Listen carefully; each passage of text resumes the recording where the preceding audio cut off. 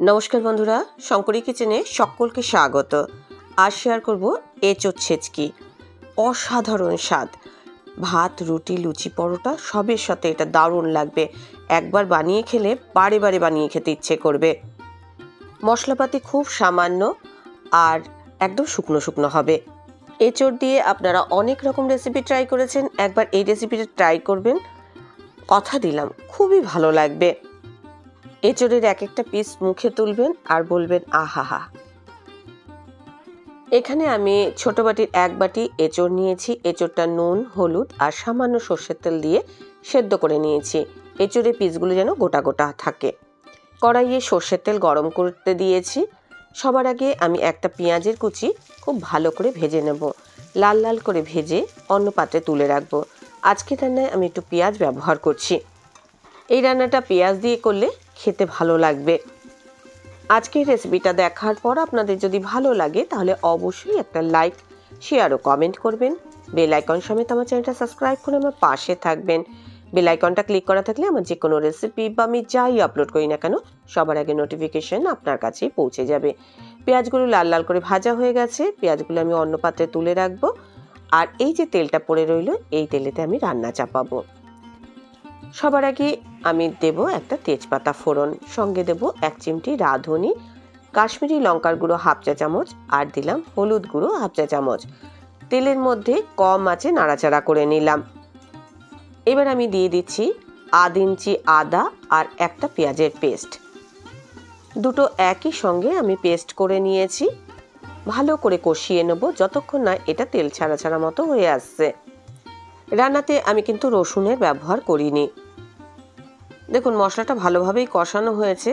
আমি অল্প পরিমাণে লঙ্কার গুঁড়োও দিলাম যাতে ঝাল হয়। যেহেতু আমি পরিমাণটা খুব কমই করছি, সেই অনুযায়ী মশলাপাতিগুলো আমি এর মধ্যে অ্যাড করেছি।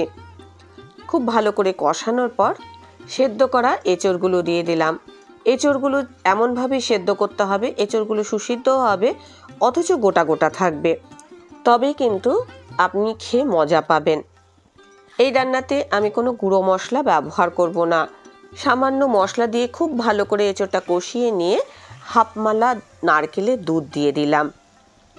একদম ঘন দুধ আমি এর মধ্যে ব্যবহার করেছি। এই রান্নাতে নারকেলের দুধ দিলে এর টেস্টটা কিন্তু খুব ভালো হবে।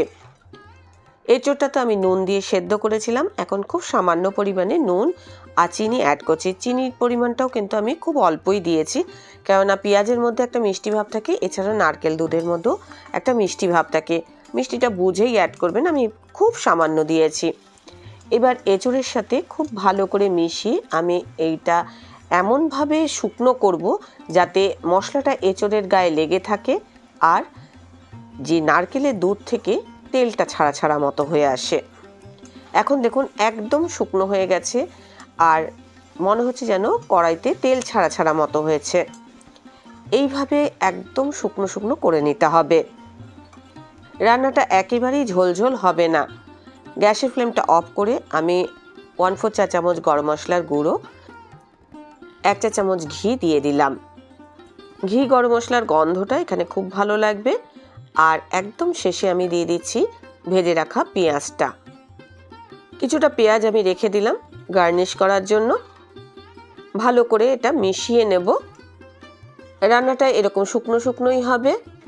এঁচোড়ের গায়ে মশলা মাখা থাকবে। এঁচোড় ছেচকি একেবারে রেডি। গরম ভাত, লুচি, পরোটা, পোলাও সবের সাথে এটা কিন্তু দুর্দান্ত লাগবে।